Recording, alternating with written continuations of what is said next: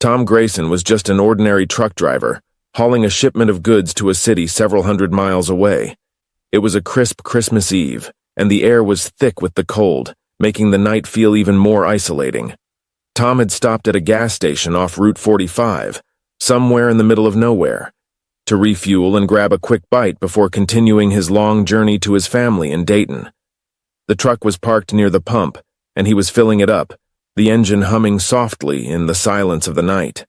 As he stood there, his breath visible in the freezing air, a couple approached him from the corner of the station.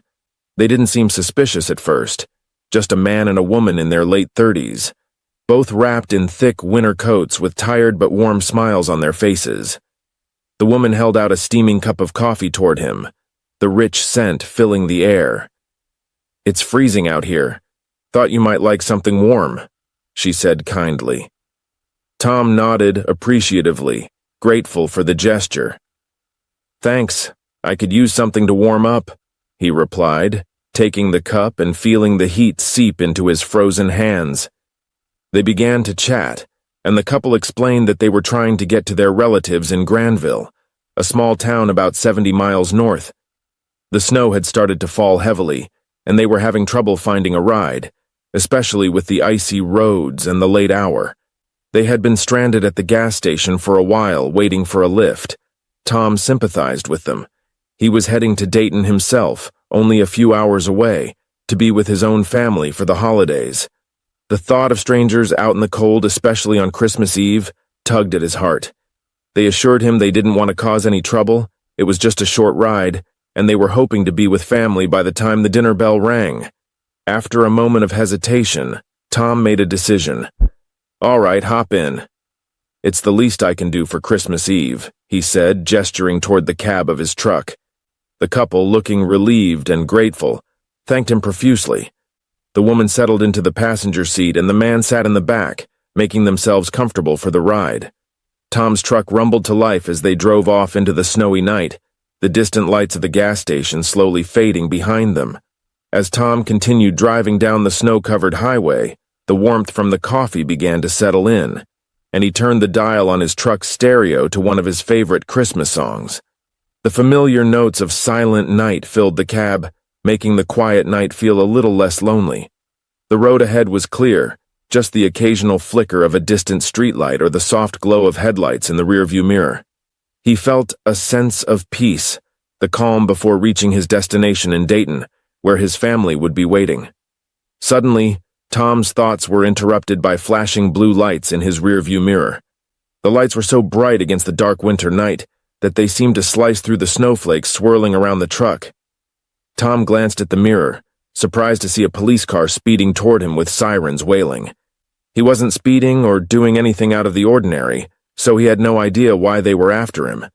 Before he could think much further, the police car pulled up alongside him and motioned for him to pull over. Tom's heart raced as he slowly steered the truck to the shoulder, the snow crunching under his tires. He wasn't sure what was going on, but the adrenaline kicked in. He rolled down the window as the officer, a tall, serious-looking man, approached. "Sir, we need to search your truck. Please step out," the officer ordered, his voice cold but firm. Tom was taken aback. He hadn't done anything wrong, but the officer's tone left little room for argument. "Sure, officer. Is something wrong?" Tom asked, stepping out and closing the door behind him. "Just a precaution," the officer replied, his hand resting on the holster of his gun. "We're chasing a suspect in a white van. It's been seen in this area. We'll need to take a look."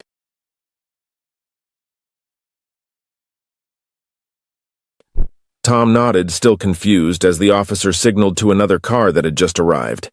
As they started inspecting the cab, Tom's mind wandered back to the couple he had picked up at the gas station earlier.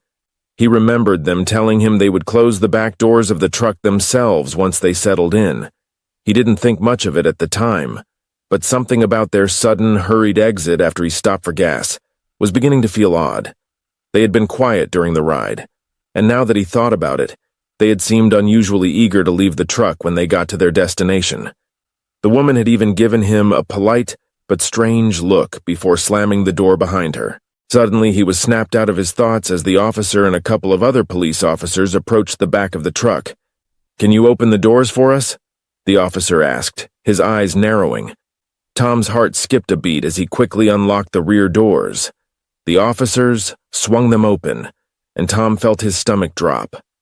Inside, there was a large black duffel bag.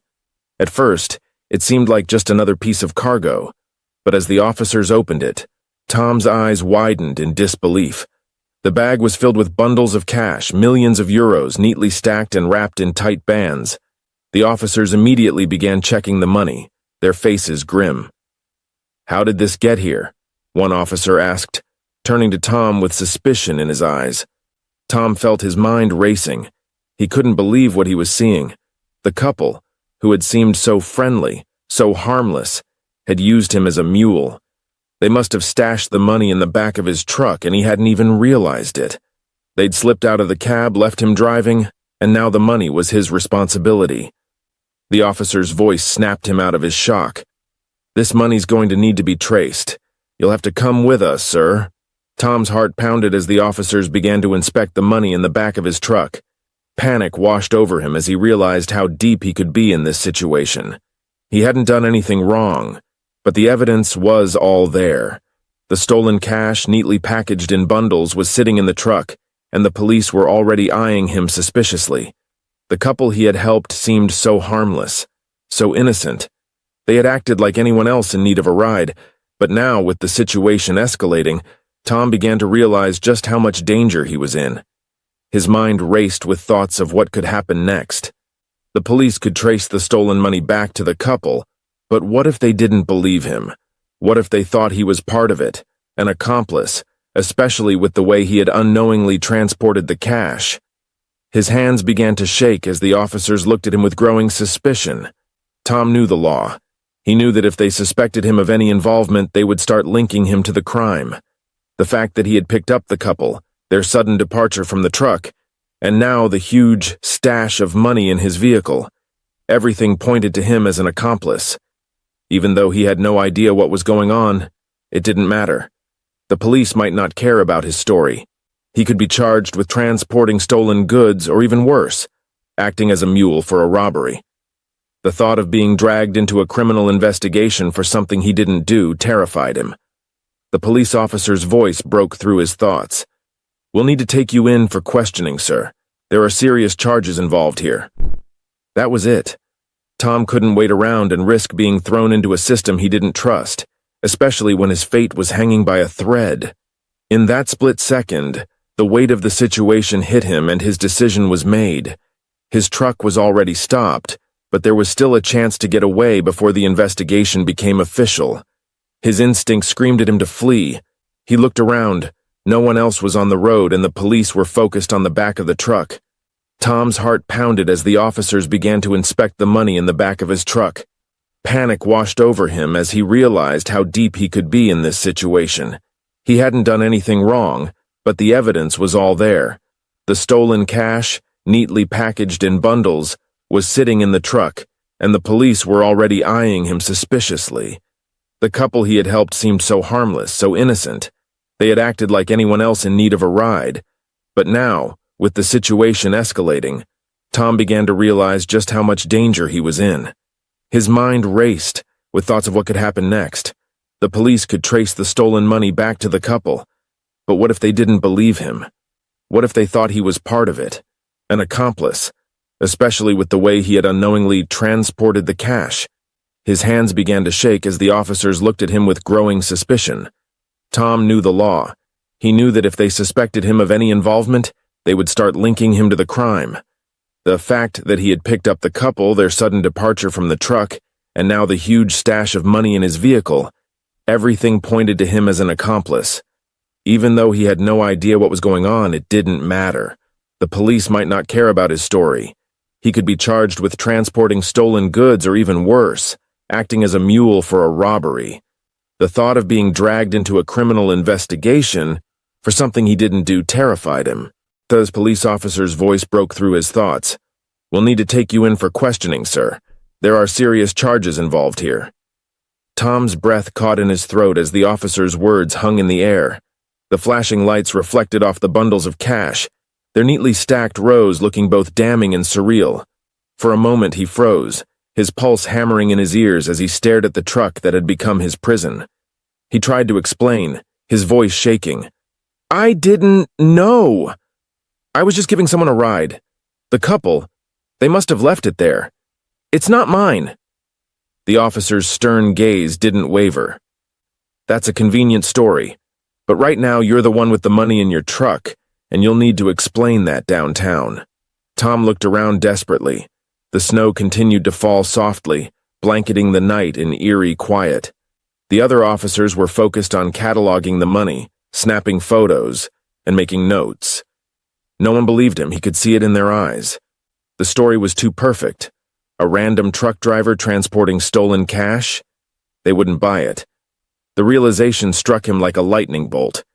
Even if the couple could be identified and tracked down, they might have already covered their tracks. The fact that Tom had been kind enough to offer them a ride would mean nothing against the cold, hard evidence now sitting in his truck. Worse still, the man had casually mentioned that he was traveling from out of state. If he was part of an organized ring, he could already be miles away, leaving Tom to take the fall. Tom's stomach churned as he imagined his life unraveling. Cuffed, hauled into a station, thrown into a cell, and labeled as a criminal for something he didn't do. His family would be waiting for him in Dayton, their holiday ruined. The justice system wasn't built to accommodate innocence. It thrived on evidence, and the evidence was damning. As his panic peaked, an idea struck him. He could run. The officers hadn't officially detained him yet. He wasn't even handcuffed. They were distracted, cataloging the discovery. For now, he was just a suspect, not a prisoner. If he bolted now, he could figure out what to do later, maybe even find the couple who had done this to him. Tom's heart pounded as he turned slightly, testing the weight of his feet on the icy ground. His truck was still idling, the door slightly ajar. The officers hadn't removed the keys. It was reckless, but it was his only chance. The officer nearest to him glanced away for a moment, speaking into his radio. Tom took a deep breath. Now or never. Without another thought, he moved. Lunging into the cab, he slammed the door shut and threw the truck into gear. The tires spun for a second on the icy shoulder before finding traction, and the massive vehicle roared forward, sending snow spraying into the air. "Stop!" the officer shouted, his voice muffled by the glass. Tom didn't look back. He pressed the gas pedal to the floor, his hands gripping the wheel so tightly his knuckles turned white. His mind raced. What had he just done? Running would only make him look guiltier. But the alternative, being taken in and blamed for the money, felt even worse.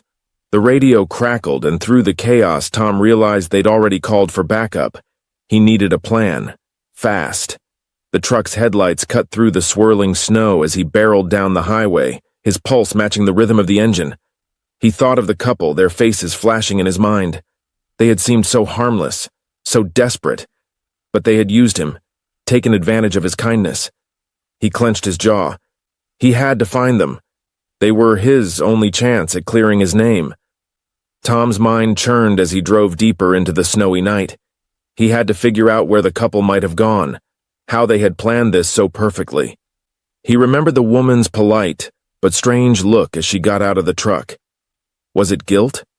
Or a silent acknowledgement that they had set him up? The flashing lights of police cars began to appear in the distance behind him. Tom gritted his teeth. He had only one option: disappear.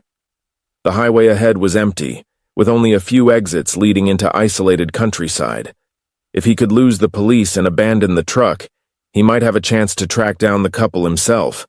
Spotting a narrow, unmarked road, Tom swerved sharply, the truck's tires skidding on the icy pavement. The snow-covered path led into a dense forest, the trees closing in around him like shadows. He turned off the headlights, relying on the faint glow of the snow to guide him. The sound of sirens faded behind him. For now, he was safe. But Tom knew his real fight had just begun.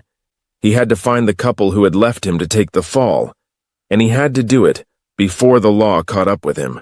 Tom's heart pounded as he maneuvered the truck deeper into the forest, the snow muffling the sound of the massive vehicle. He needed a plan, and fast. The couple had disappeared without a trace, leaving him to deal with the fallout. But there had to be something, some thread he could pull to find them. Tom pulled the truck to a stop in a small clearing, cutting the engine. The silence was deafening, broken only by the soft patter of snowflakes on the windshield. He leaned back in his seat, forcing himself to replay every moment since he had met the couple. The gas station. They had approached him there, friendly and unassuming. The coffee. The conversation about their relatives in Granville. Their eagerness to leave when they reached their supposed destination. It all felt rehearsed now, like they had been following a script. Tom reached into his pocket and pulled out a crumpled receipt from the gas station. He stared at the timestamp, trying to recall if he had noticed their vehicle when he arrived. Had they been waiting for him specifically, or were they just looking for any trucker they could manipulate? He remembered the man had casually mentioned they were traveling from out of state. That could be a lie, but it was the only lead he had. Tom stepped out of the truck and walked to the back, where the officers had found the money. The duffel bag was gone, but as he examined the floor, he noticed something. A faint scuff mark, likely from one of their boots, and a crumpled napkin that hadn't been there before. He picked it up and squinted at the faint ink smudge. It looked like a coffee shop logo, a chain he recognized from the area. That's something, he thought. He returned to the cab and powered up his phone, grateful the police hadn't confiscated it. Pulling up a map of the area, he searched for the nearest branch of the coffee chain. There was one not far from the gas station where he had picked them up. They must have stopped there before heading to the gas station, he muttered. It was a small lead, but it was better than nothing. Tom knew he couldn't go back to the truck stops or highways without risking capture. He'd already heard the police scanner before ditching the truck. His description and the truck's license plate were being circulated. He needed to move on foot, blend in, and gather as much information as possible. By dawn, Tom reached the coffee shop. The warm smell of roasted beans greeted him as he stepped inside, his face hidden under the cap. He approached the counter, ordering a cup of coffee while scanning the room. It was quiet, with only a few patrons seated at tables. As the barista handed him his drink, Tom leaned forward. "Hey, I was here a day ago, just passing through. Saw a couple who seemed familiar. I think they were heading toward Granville. Know if they stopped by here?" The barista, a young woman with bright blue hair, frowned in thought. "Couple? Yeah, I think I remember. They were in a hurry, grabbed coffee and asked for directions. The guy seemed agitated." Tom's pulse quickened. "Did they say where they were going?" The barista shook her head. "Not really, but they left in a rush. The guy paid with cash, but he dropped this." She rummaged behind the counter and handed Tom a torn corner of a map. Tom unfolded it, his eyes scanning the handwritten notes in the margins. It was an old road map, and one word stood out: cabin. The map didn't have specific directions, but it marked an area near Granville, deep in the woods. It wasn't much, but Tom felt a glimmer of hope. If the couple had a hideout, this could be it. He thanked the barista and slipped out of the coffee shop, his mind racing. He would head to the marked area, avoiding roads and sticking to the forest. The couple had used him, and now they were his only chance to clear his name. As the sun rose higher, Tom set off, the torn map in his pocket and determination in his step. The hunt for the couple had begun, and he wouldn't stop until he found them. Tom trudged through the forest, snow crunching under his boots as he gripped the torn map in one hand. The biting cold stung his face, but his mind raced with a mix of desperation and determination. The couple had made one mistake, he realized. They left behind clues: the crumpled napkin, the map fragment, their careless directions at the coffee shop. These weren't breadcrumbs, they were cracks in their careful plan, and cracks Tom knew could be exploited. As he approached the general area marked on the map, the forest thickened. The trees were tall and dark, their branches heavy with snow, casting long shadows over the uneven terrain. Tom's eyes scanned the area, looking for anything out of place. He didn't know exactly what he was searching for: a trail, a footprint, anything that could lead him to them. He thought about what the barista had said. The man was agitated. Why? Maybe they had rushed their escape, maybe they had left something behind. After hours of searching, just as Tom began to lose hope, he noticed something odd, a thin plume of smoke rising in the distance. His heart leaped. It was subtle, almost blending with the gray sky, but it was unmistakable. Someone was there, deep in the woods. Tom moved cautiously, weaving through the trees, his boots barely making a sound on the frozen ground. As he drew closer, he saw it. A small, weathered cabin nestled among the trees. It looked abandoned, the wood warped and the windows dirty, but the faint smoke curling from the chimney betrayed its occupancy. His instincts screamed at him to turn back, to call the police, but he knew he couldn't risk it. He was still a wanted man in their eyes, and his story would sound unbelievable without the couple. He had to face them himself. Tom circled the cabin, staying hidden among the trees. He crouched behind a fallen log, studying the area. That's when he saw it, the couple's mistake. Parked behind the cabin, partially hidden by a tarp, was the same old blue sedan he had seen at the gas station. The memory came flooding back. It had been parked at the far end of the lot when they approached him. They hadn't bothered to move it far enough. Maybe they thought they were safe, or maybe they hadn't expected him to track them down. Either way, they'd underestimated him. Tom's pulse quickened as he formulated his next move. He needed to confront them, but not recklessly. They were smart enough to plan a robbery and frame an innocent man, which meant they could be dangerous. He grabbed a sturdy branch from the ground and crept closer, peering through a crack in the cabin's window. Inside, the man and woman were seated at a small table, arguing. The duffel bag of cash was in plain sight, open on the floor, with its contents spilling out in chaotic piles. "I told you we should have ditched the truck driver sooner," the man hissed, slamming his fist on the table. "And I told you to stop panicking," the woman snapped back. "We're in the middle of nowhere. No one's going to find us." Tom's jaw tightened.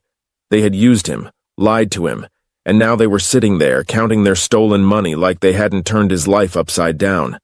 Tom waited until their voices quieted before making his move. He approached the cabin door and banged on it hard, his makeshift weapon in hand. "Open up!" he shouted, his voice steady despite the adrenaline surging through him. The couple froze, their eyes darting toward the door. The man grabbed a knife from the table while the woman scrambled to stuff the money back into the duffel bag. "Who is it?" the man called, his tone tense. "You know damn well who it is," Tom replied. "The driver. The one you framed." The door creaked open slightly, and the man peered out, his knife hidden behind the doorframe. "You've got the wrong place," he said, feigning ignorance. "Cut the crap," Tom growled. "I know it's you. I saw your car and I know what you did. Now let me in, or I'll make a scene loud enough for the whole forest to hear." The man hesitated, glancing back at the woman who nodded reluctantly. He opened the door wider, letting Tom inside. Tom stepped into the cabin, his eyes locking onto the duffel bag. "That's my truck you used," he said, his voice low and dangerous. "And that money. It's going to get me thrown in prison if I don't fix this. So you're going to help me." The man sneered. "And why would we do that?" Tom gripped the branch tighter. "Because if you don't, I'll make sure you go down with me. I've got nothing to lose but you.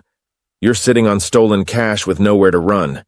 You need me just as much as I need you." The woman looked uneasy, her gaze flicking between Tom and the man. "What's your plan?" she asked cautiously. Tom took a deep breath, steadying himself. "We're going to make this right, and you're going to help me clear my name, or neither of us is walking out of this clean." The tension in the room was palpable, but Tom knew he had the upper hand. For the first time since this nightmare began, he felt a sliver of control. Tom leaned against the rough wooden wall of the cabin, his eyes never leaving the couple. The duffel bag of cash sat on the floor between them like a ticking time bomb. He pointed at it, his voice cutting through the tense air. "Start talking. Where's the money from? And why the hell did you drag me into this?" The man, his face lined with nervous energy, exchanged a glance with the woman. She sighed and crossed her arms, leaning back against the table. "It's from the First State Bank in Dayton," the woman finally admitted, her voice steady but laced with irritation. "And before you ask, yes, we robbed it." Tom's jaw tightened. "I figured that much. What I don't get is why you used me to haul your loot. You could have just made your getaway like anyone else." The man shifted uneasily, clearly reluctant to explain. The woman rolled her eyes and spoke up again. "We didn't plan to frame you, all right? It was supposed to be clean, in and out. But things went south." The woman, who introduced herself as Megan, began to recount the heist. She and the man, Rick, had been planning it for months. Megan had once worked at the bank as a teller, giving her insider knowledge of its security protocols and cash transfer schedules. She had been fired a year earlier after a dispute with the branch manager, which left her bitter and desperate. "The bank had this routine," Megan explained, her voice calm but filled with disdain. "Every Friday they'd transport cash to a larger branch downtown. They were predictable, lazy. All we had to do was hit the van before it got on the highway." Rick chimed in, his voice still tense. "We used fake uniforms, a stolen van, and a lot of nerve. It worked, almost too well. The guards handed over the money without much of a fight." Tom raised an eyebrow. "If it was so easy, why am I here?" Rick ran a hand through his hair, frustration etched on his face. "Because they tripped the silent alarm. Cops were on us before we even made it to the next block. We had to ditch the van and split up." Megan picked up the story. "We thought we'd lost them, but we couldn't risk driving around with that much cash in plain sight. That's when we saw you at the gas station. A long-haul trucker heading out of town? It was perfect. We figured we'd stash the money in your truck, ride with you until the heat died down, and grab it when we got to Granville." Tom's stomach churned as the full weight of their scheme sank in. "And what? You just figured you'd let me take the fall if the cops found it?" Megan hesitated, her eyes flicking to Rick. "That wasn't the plan. We were supposed to grab the bag and disappear. You weren't supposed to get dragged into it." Rick added, his tone defensive, "But you stopped earlier than we expected. When you got out at that last station, we panicked. We didn't have time to grab the bag without making a scene, so we bailed." Tom stared at them, his fists clenched. "You used me, my truck, my life, and now I'm the one they're hunting." Megan's expression softened, a flicker of guilt crossing her face. "Look, we didn't have a choice. We're not bad people. We were just out of options." Rick scoffed but said nothing, leaving Megan to explain. She told Tom about their mounting debts, eviction notices, and the medical bills piling up for Rick's mother, who was battling cancer. They had tried everything: legitimate jobs, side gigs, even borrowing money from friends. But nothing had been enough. The bank robbery had been a last-ditch effort to escape the spiral of poverty they'd been trapped in. "I'm not saying it was right," Megan said, her voice quieter now. "But we were desperate, and now it's all gone to hell." Tom let out a bitter laugh. Desperation doesn't justify ruining someone else's life. The cabin fell silent for a moment, the weight of the situation pressing down on all of them. Tom ran a hand over his face, trying to process everything. The couple's story didn't excuse what they'd done, but it made their actions painfully human. Still, that didn't change the fact that he was the one left holding the bag. Literally. "What's your plan now?" Tom asked, his voice heavy with sarcasm. "Hide out in this cabin forever? Cops aren't going to stop looking for you. Or me, for that matter." Rick glared at him. "You don't think we know that? We're trying to figure it out." Tom shook his head. "Well, you better figure it out fast, because if I go down for this, I'm taking you both with me." Megan's eyes narrowed. "So what do you want from us? You tracked us down. You got the cash. What's your play?" Tom stared at the couple, the tension thick in the air. He didn't trust them, not after what they'd done to him, but he couldn't see a way out of this without their help. The stolen money was still in their hands, and that meant they had the power to clear his name or bury him forever. "We're going to fix this," Tom said, his voice steady, though his pulse was racing. "You're going to help me clear my name, and in return, I'll make sure the police don't find you."